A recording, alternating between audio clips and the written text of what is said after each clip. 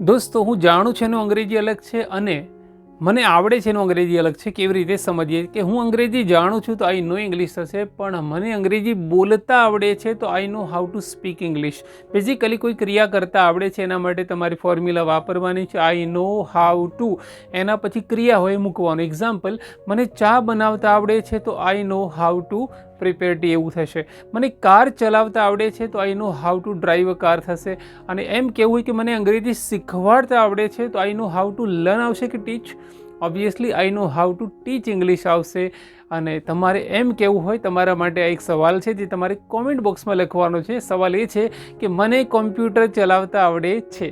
તો આનું ઇંગ્લિશ શું થાય તમારે કોમેન્ટ બોક્સમાં લખવાનું છે. એન્ડ યસ, હવે પછી તમે કેવા પ્રકારના વિડીયો કયા સબ્જેક્ટ ઉપર જોવા માંગો છો એ પણ તમે કોમેન્ટ બોક્સમાં લખી શકો છો. આવા સરસ મજાના વિડીયો આપણે બનાવતા રહીશું. તબ તક કે લીએ thank you, bye, take care.